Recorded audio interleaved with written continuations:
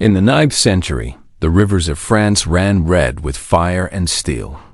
Viking longships, their dragon prows cutting through the mist, sailed up the Seine, the Loire, and the Garonne, bringing terror to Paris and beyond.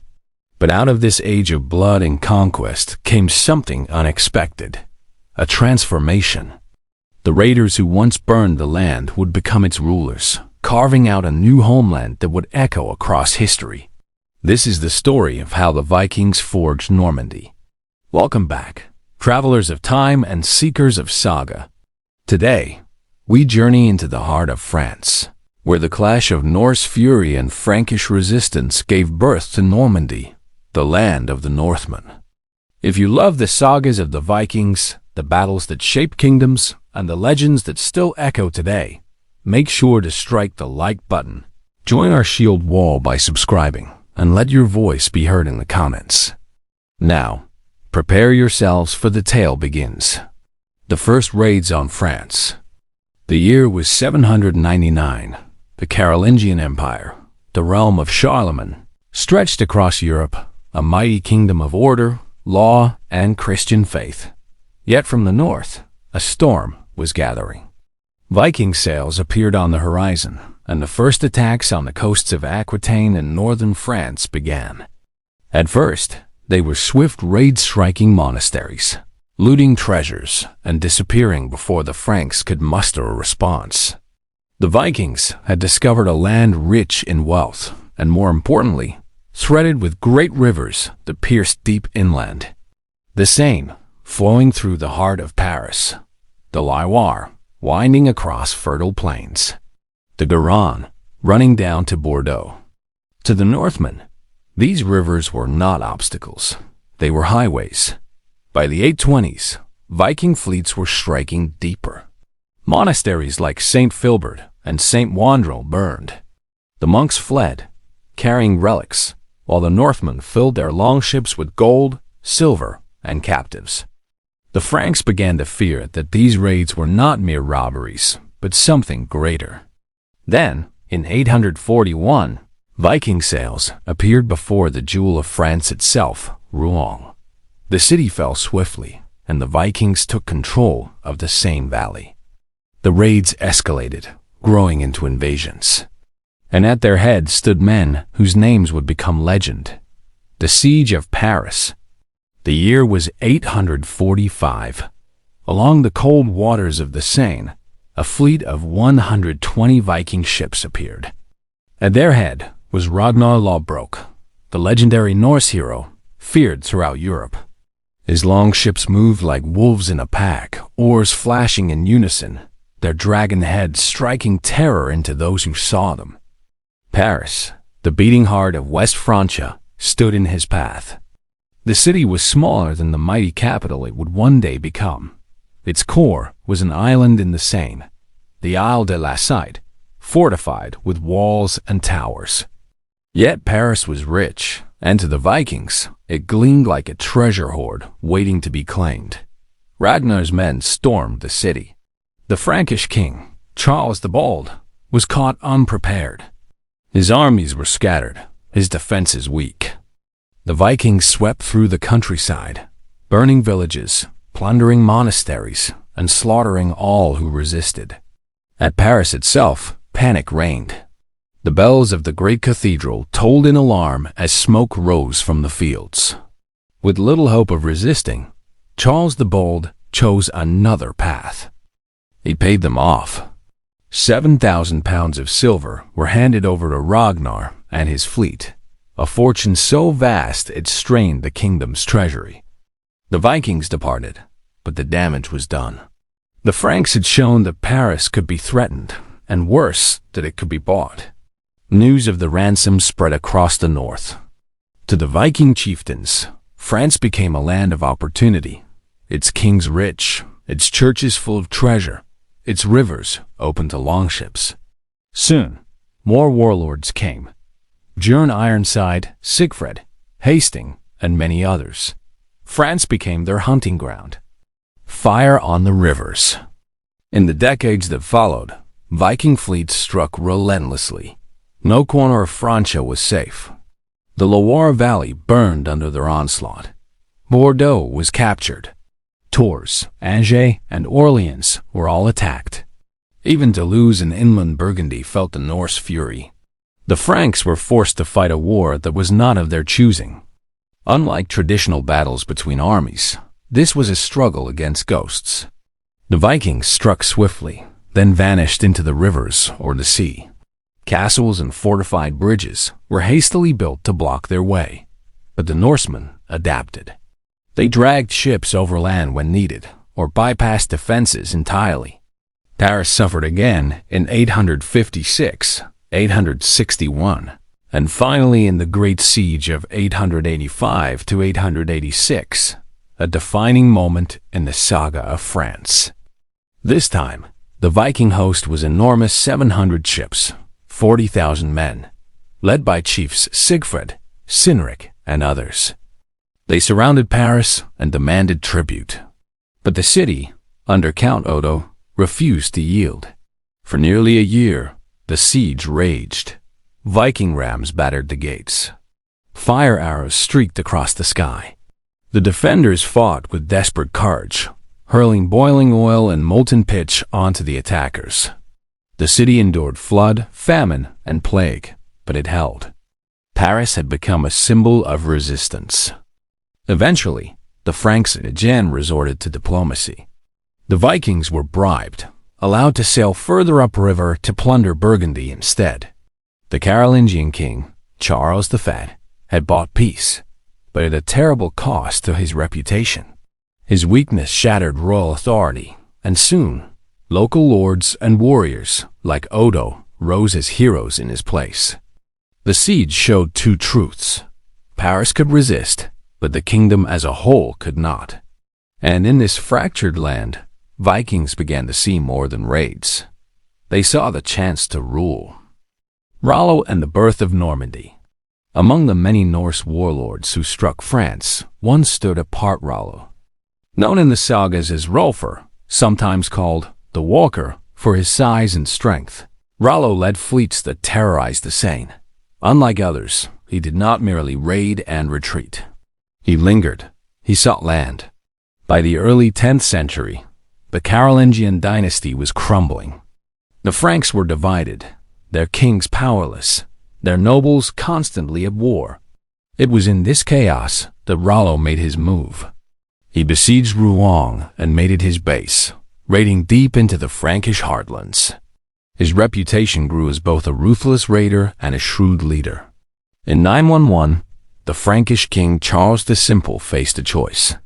He could fight Rollo endlessly, or he could make him an ally. At St. Clair-sur-Epte, a treaty was struck.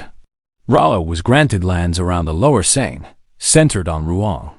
In return, he pledged loyalty to the king, promised to defend the realm from other Vikings, and agreed to accept baptism into the Christian faith.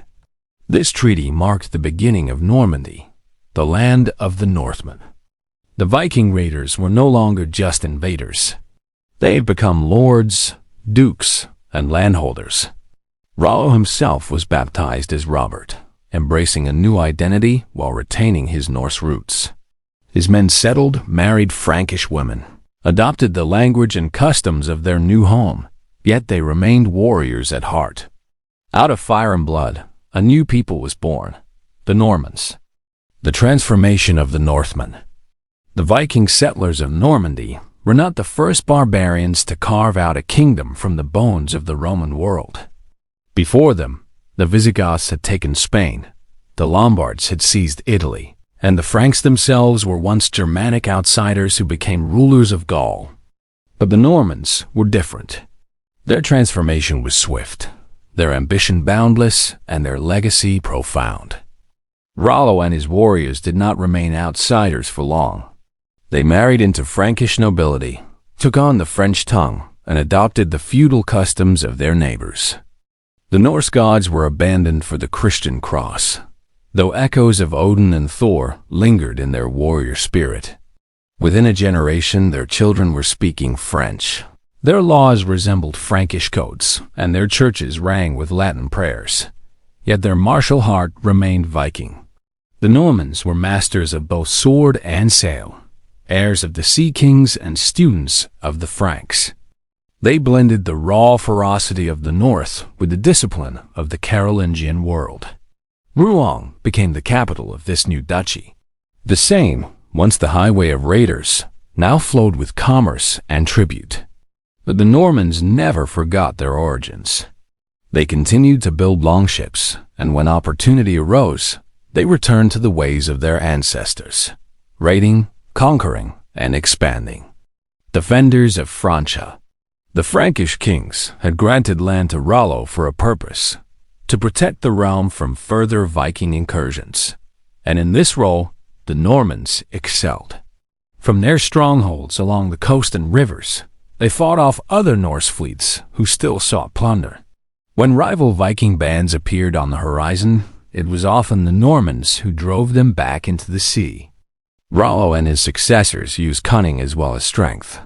They negotiated with some warbands, absorbed others, and crushed the rest. By the mid-10th century, the Duchy of Normandy had become a stable and formidable power. Its dukes held their lands not as kings, but as vassals of the Frankish crown. Yet their independence was clear. They minted their own coins, built their own armies, and ruled with a firm hand. The Norman dukes were both feared and respected. They were no longer seen as foreigners, but as part of the fabric of France, albeit a uniquely dangerous part. Their warriors were renowned for their skill, their cavalry unmatched, their discipline remarkable. The transformation was complete. The raiders had become guardians, the outlaws had become nobles, the pagans had become Christian lords. A new culture. What truly set the Normans apart was their adaptability. They absorbed influences from every culture they touched. From the Franks, they learned the art of feudal lordship, from the church, the power of religion, from their Norse ancestors, the fearlessness of the sea. Norman castles rose across the land, replacing wooden forts with stone towers that would dominate medieval Europe. Their warriors became famed for their heavy cavalry, knights clad in mail and mounted on powerful horses, descendants of Viking raiders now charging into battle with lance and shield. The Normans also excelled at law and governance. They developed one of the most efficient feudal administrations in Europe, balancing the loyalty of their vassals with the authority of their dukes. This mixture of martial prowess, cultural assimilation, and political skill would propel them beyond France's borders. For the Normans were not content to remain in their duchy. They carried the restless spirit of their Viking forebears, always searching for new lands, new victories, and new destinies. The Norman expansion. The Vikings who settled in Normandy had become something new, yet their wanderer spirit was never extinguished. The same restless drive that had once pushed them across the seas in dragon-proud ships now urged their descendants to seek conquest beyond their duchy. Normandy was their home, but Europe was their battlefield. By the 11th century, Norman warriors had earned a reputation as mercenaries and adventurers. They traveled to Flanders, Brittany, and beyond, fighting for lords and kings who could pay for their swords. Their discipline, their cavalry, and their ferocity made them highly sought after. But more than payment, the Normans desired opportunity, and when they found it, they seized it. England beckons. Nowhere would Norman ambition change history more than in England. Across the Channel lay a kingdom rich in farmland and treasure, long a target of Viking raids. The English had resisted Norse invasions for generations, fighting men like Ivar the Boneless, Guthrum, and Canute the Great. But by the mid-11th century, England was once again vulnerable. The Norman dukes watched closely. Their connection to England was not only one of geography, but of blood. Through marriages and alliances, the Norman dukes had ties to the English throne. When the Anglo-Saxon King Edward the Confessor died in 1066 without an heir, Duke William of Normandy claimed the crown. William, known as the Bastard in youth, but the Conqueror in legend, raised a mighty army and crossed the sea. At Hastings, his knights shattered the shield wall of King Harold Godwinson. The victory was not only Norman, but Viking at heart, a legacy of centuries of raids and battles, now culminating in conquest. From the shores of France, the descendants of Rollo had seized England itself, south to Italy. Yet even before William's conquest, other Normans were forging their destiny further south. Groups of Norman knights traveled to Italy in the early 11th century, first as mercenaries, then as conquerors. They fought the Byzantines, the Lombards, and the Saracens, carving out territories for themselves in the chaos of southern Italy. Men like Robert Guiscard and Roger of Hauteville became legends, turning bands of knights into armies and small holdings into kingdoms. By the mid-11th century, the Normans ruled much of southern Italy, and soon after, they crossed to Sicily. There, they defeated the Muslim rulers and established one of the most remarkable kingdoms of the Middle Ages, a blend of Latin, Greek, Arab, and Norman culture, rich in trade and scholarship. In Italy and Sicily, the Normans showed once more their genius for adaptation. Viking blood still flowed in their veins, but they had become princes of chivalry, kings of castles, and rulers of a Mediterranean realm. The Crusader spirit. The restless Norman spirit reached even further during the Crusades. Norman knights answered the call to liberate the Holy Land, carrying their banners across Europe to the walls of Jerusalem. In the First Crusade, men like Bohemond of Taranto, another son of the Norman Hauteville family, became leaders of the expedition.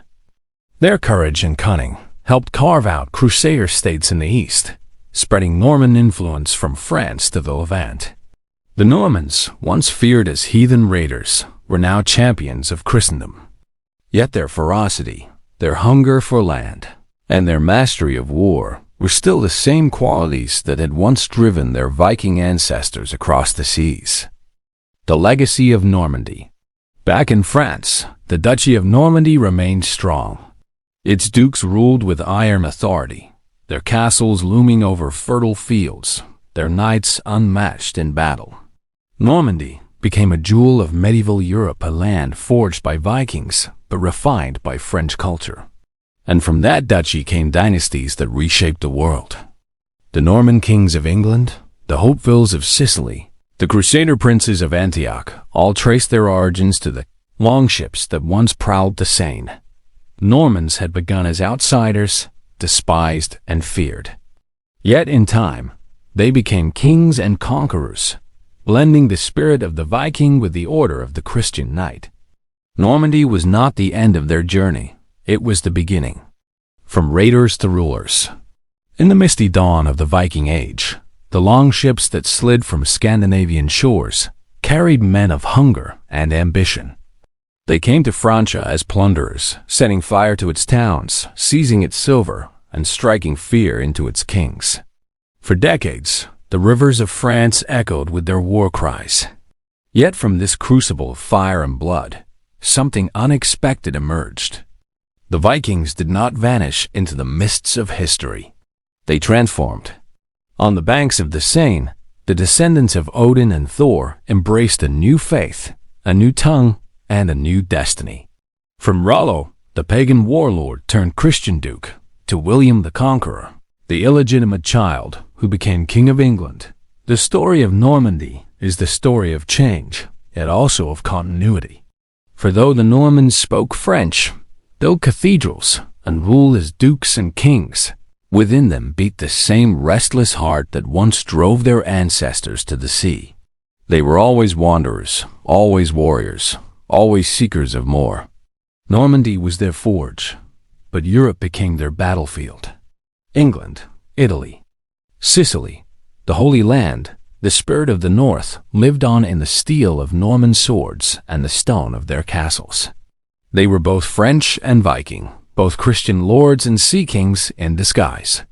From raiders to rulers, from heathens to dukes, the Vikings in France wrote one of history's greatest transformations.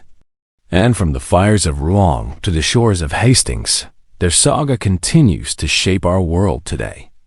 And so, travelers, the tale of the Vikings in France comes to its close, the birth of Normandy, a land forged by fire and faith, a kingdom that rose from the ashes of raid and ruin. But their legacy did not end there. It marched on to England, to Sicily, to Jerusalem itself. If you've journeyed with us through this saga, let your voice echo in the comments below. Strike the like button as a warrior strikes his shield, and join our shield wall by subscribing, so you never miss the next chapter in the history of the Northmen. Until next time, may your oars pull strong, your swords stay sharp, and may the saga guide you ever forward.